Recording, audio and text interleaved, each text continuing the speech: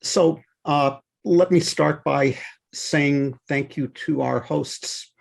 Every author writes for an audience, and it's wonderful to have a Spanish-speaking audience for the third edition of Globalizing Capital. This book has something of a history, as I will describe, as well as describing a history of the international monetary system. It covers the better part of 2 centuries, the gold standard in the 19th century, the troubled period of monetary instability between World Wars I and II, the Bretton Woods system in the third quarter of the 20th century, and the post-Bretton Woods international monetary non-system.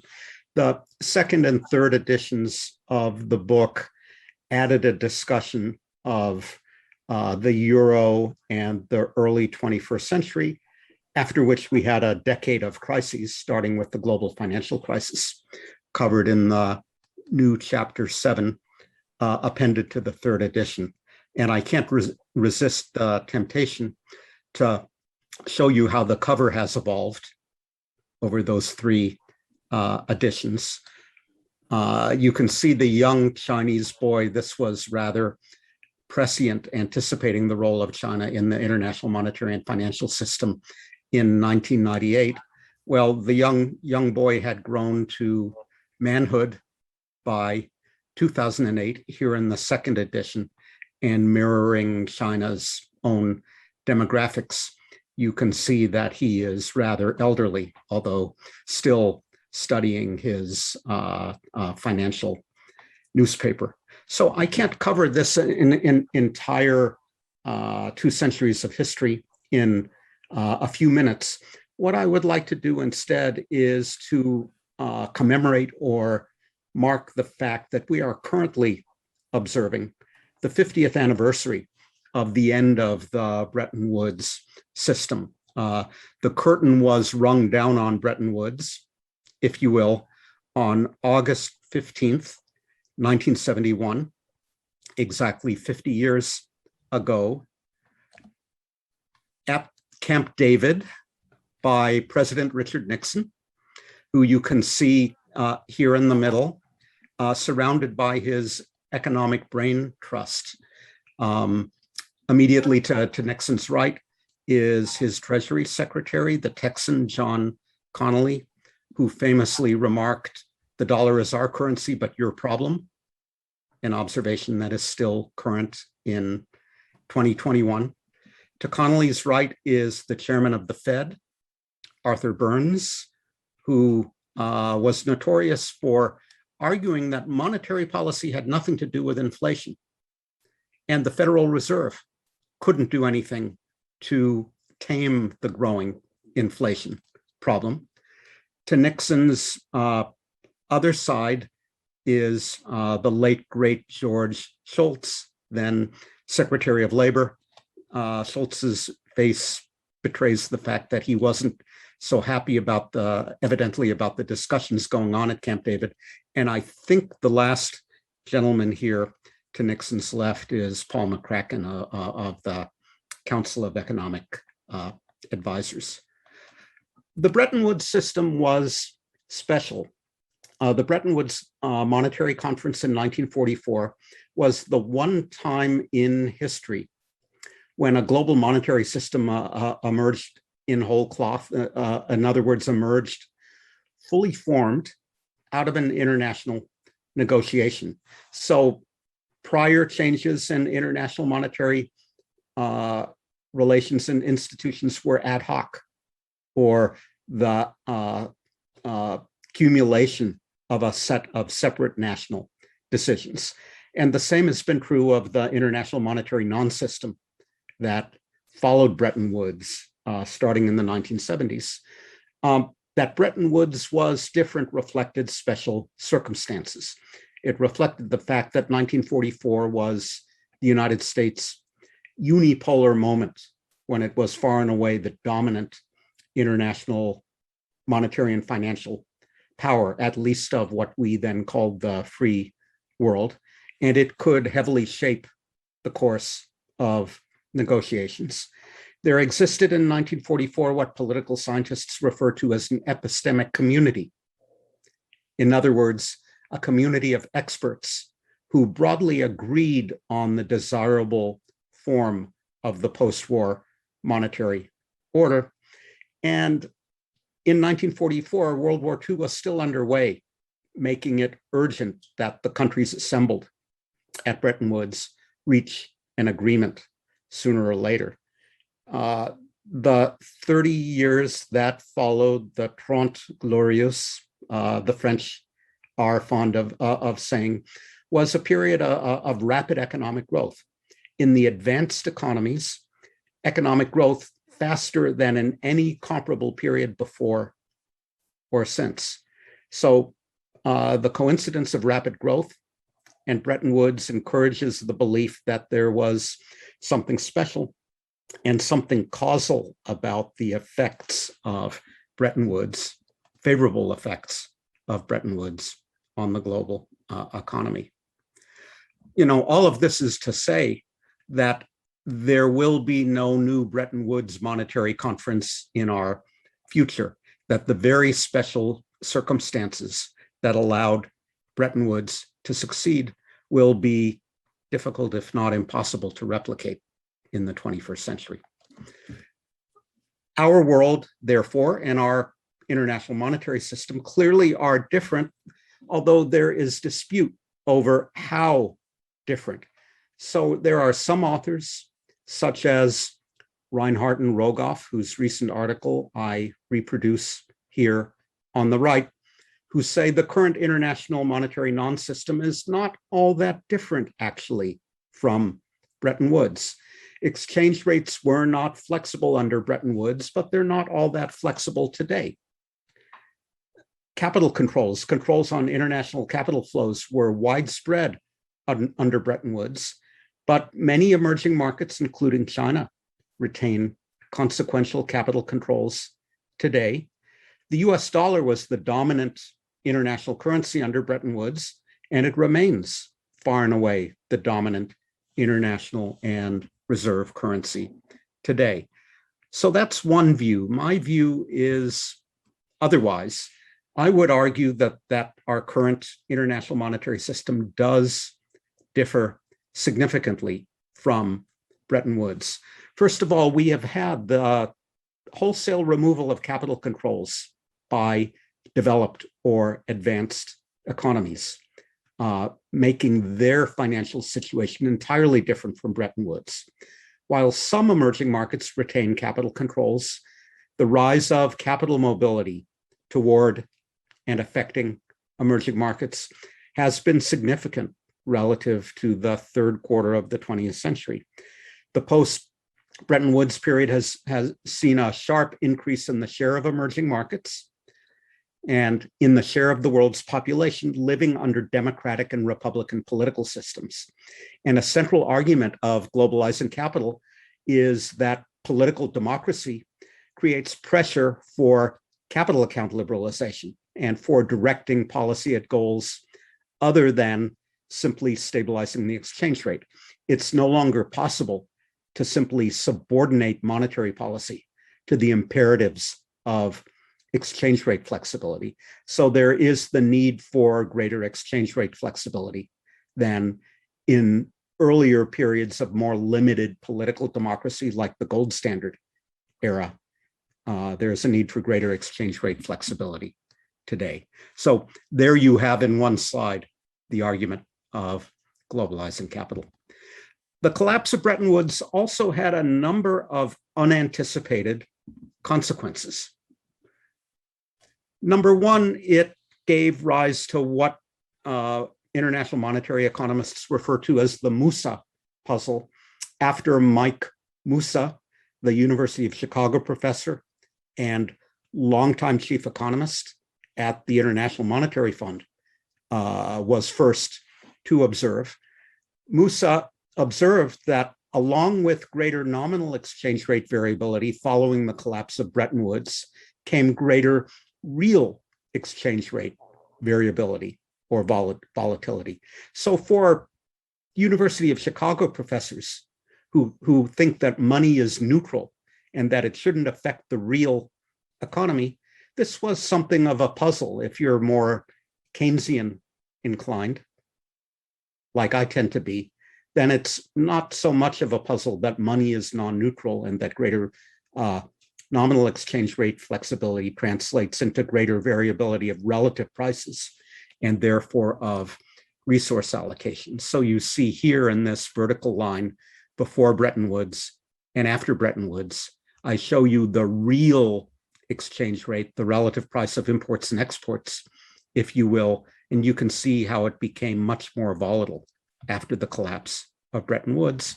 Reassuringly, we didn't also see a negative effect of that volatility on trade, perhaps because of the development of hedging instruments and hedging markets with which importers and exporters could protect themselves from this volatility.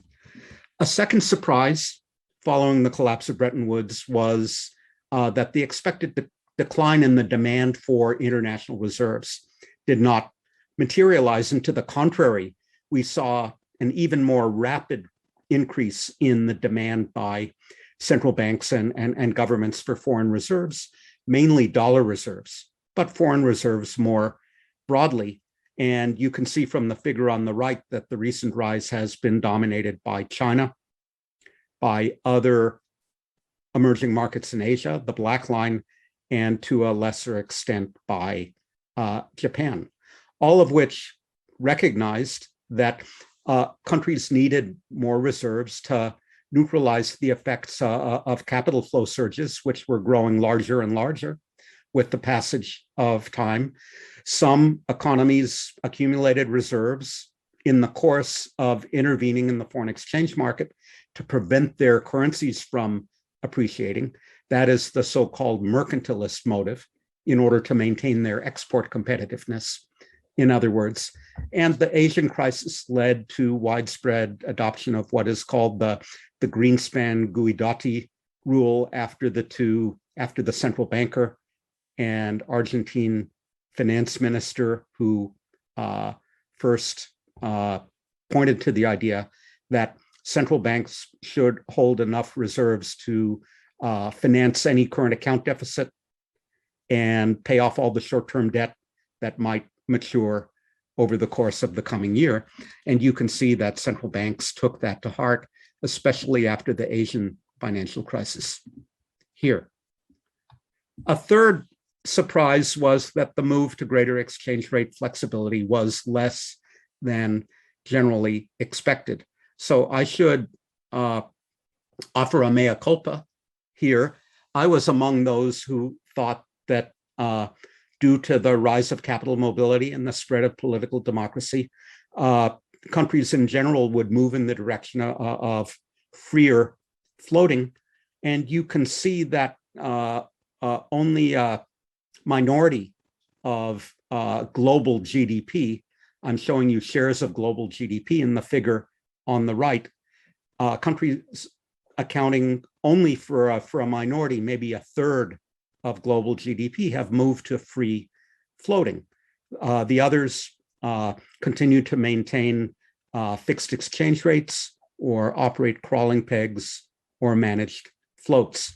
So my earlier view had been that countries would move to the poles, the extremes. That's why it's called the bipolar view of hard pegs or free floats. And you can see that a significant fraction on the order of countries accounting for half of global GDP have not moved to one pole fixed rates or the other pole freely floating rates. So my childhood friend, Jeffrey Frankel, who teaches this material at Harvard University, has an article entitled "No One Exchange Rate Regime is Right for All Countries at All Times." And I think that point is borne out by this figure. A fourth surprise was that the insulating properties of flexible exchange rates turned out to be less than anticipated. So early models and early policymakers thought that with the transition to flexible exchange rates, economies would be fully insulated from foreign shocks, from shocks to export competitiveness coming from abroad. They would be fully insulated from shocks to financial markets coming from abroad. And that turned out not to be correct. It turned out not to be true. Reason being that early models like the Mundell-Fleming model of the open economy with flexible exchange rates had an underspecified and underdeveloped financial sector. And when you specified the financial sector more fully, as Steve Ternovsky did in the 1970s in this famous article on the right, you discover that insulation from foreign shocks due to flexible exchange rates is incomplete. Still, recent work like that by my Berkeley colleague Maury Obstfeld confirms that insulation from foreign shocks is greater under flexible exchange rates than pegged rates.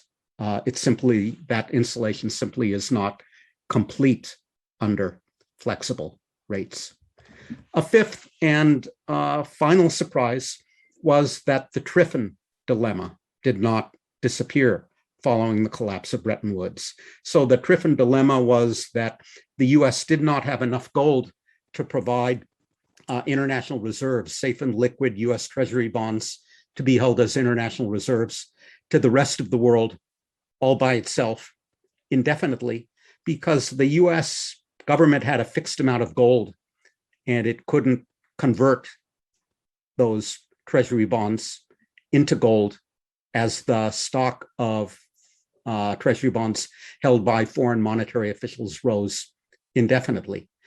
In the 21st century, we have a closely related variant of the Trifan Dilemma, which is that as the rest of the world grows relative to the United States, as it should, given the logic of catch-up and convergence, and foreign governments and central banks hold more and more US treasuries as reserves, the US government isn't going to be able to raise the revenues sufficient to pay off all that debt on demand indefinitely all by itself going forward, meaning that other sources of safe and liquid international reserves are going to have to step up over time. So there is this tension pointed to by the Trifan Dilemma between our increasingly multipolar world, where the US accounts for a shrinking share of global GDP, and our still dollar-dominated international monetary non-system. In addition, this tension has a geopolitical aspect to it as well. There's the impression that the United States is becoming a less reliable geopolitical partner, first under Trump and maybe now still under Biden. And there is evidence, which I talk about in Globalizing Capital, that governments and central banks hold as reserves the currencies of their alliance partners, their trusted geopolitical partners, as my co-authors and I look at in more detail in this article reproduced on the right. So alternatives to the dollar will have to step up eventually in order to provide the international liquidity that 21st century globalization requires. What alternative? Special drawing rights, the accounting money that the International Monetary Fund issues. There is no private or commercial use of special drawing rights. Exporters don't invoice or settle their cross-border transactions using SDRs. Banks don't borrow abroad in SDRs. The SDR basket, made up of 5 national currencies, is no bank or firm's natural habitat. They prefer to do business in their own domestic currency, and failing that, they do business in the dollar. And I think, and so long as banks and firms are not doing business in SDRs, central banks, which hold reserves in order to act as lenders of last resort to those banks and firms with dollar liabilities. If banks and firms are not doing business in SDRs, central banks won't hold reserves in the form of SDRs.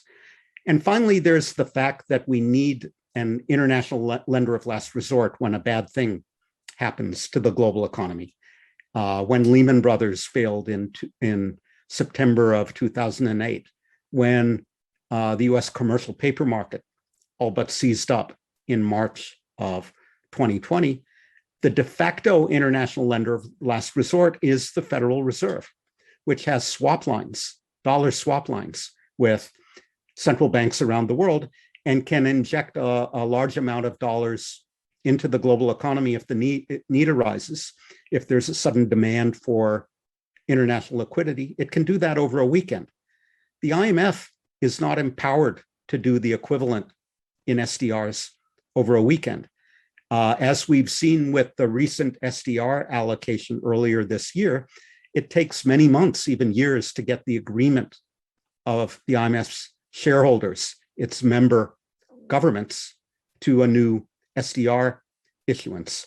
The IMF is not a government. It doesn't have the power to simply issue more SDRs. So the way I put it is, so long as we have no global government, and we're not going to have one in our lifetimes, the IMF will not have the power to issue more SDRs over a weekend in an emergency.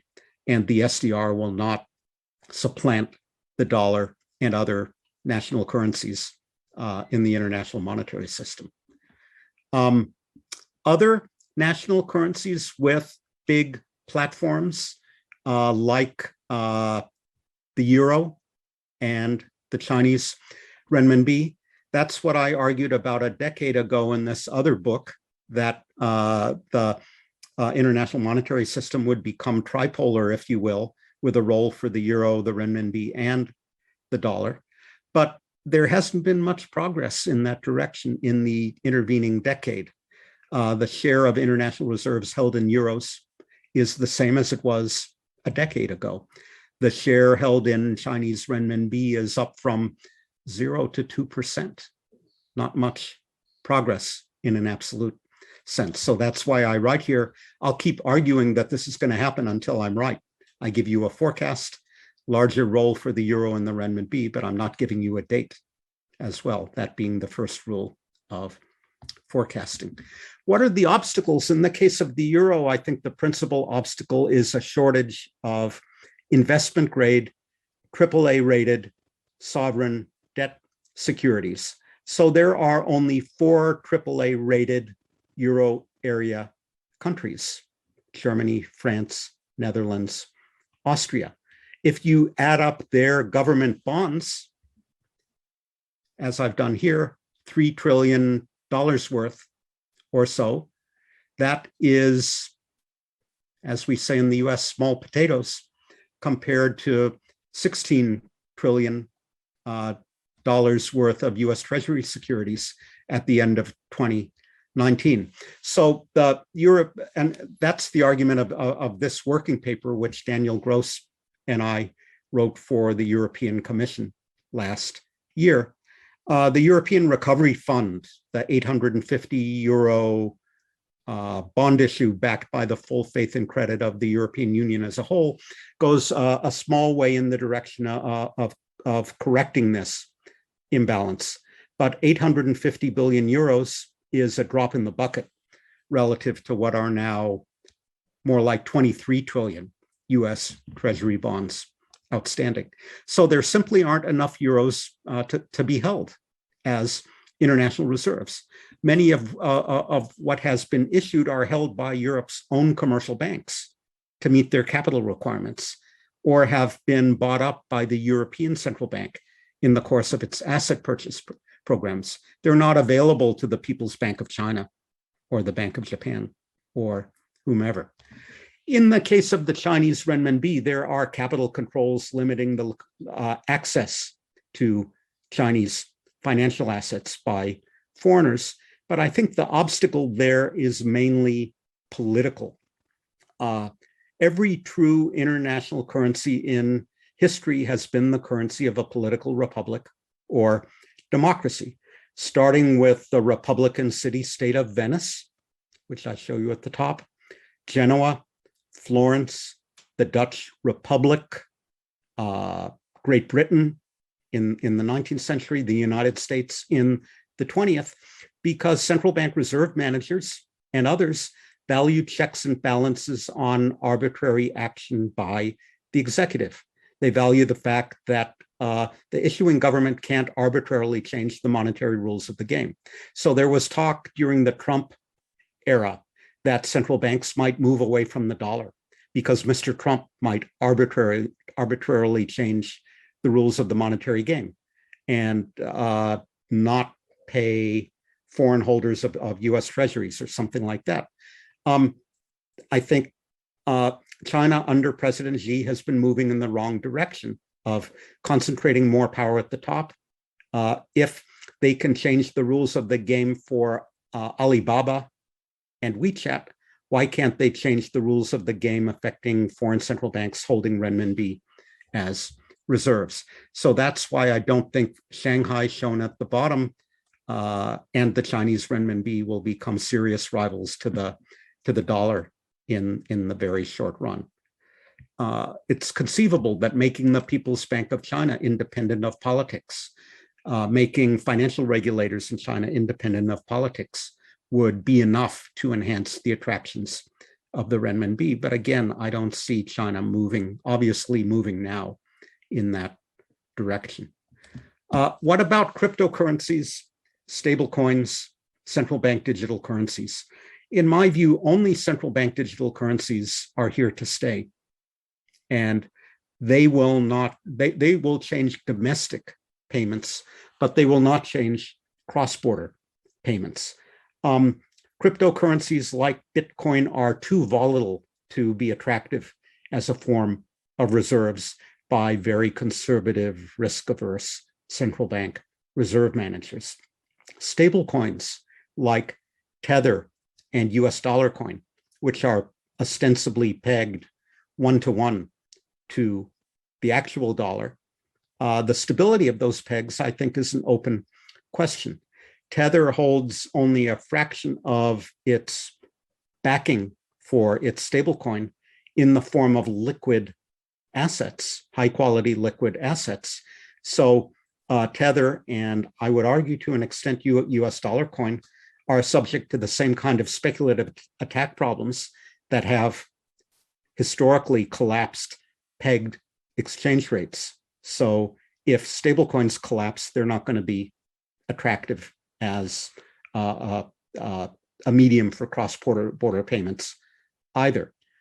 Central bank digital currencies are probably here to stay. The People's Bank of China is already issuing its on a experimental pilot basis. Other central banks like the Fed are going to move much more slowly, if at all. But I think central bank digital currencies are coming, and you will see more payments completed within China using people's smartphones that have an app downloaded from the PBOC site where they have e-yuan in that app or wallet. That's domestic payments, though. What about cross-border payments? China's central bank digital currency can only be used in China. Central banks are exploring ways of making their digital currencies interoperable. So the Hong Kong Monetary Authority and the Central Bank of Thailand, which I show you on the right, have a project called Inthenon Lion Rock, exploring that. But it's a very complicated set of technologies and institutions.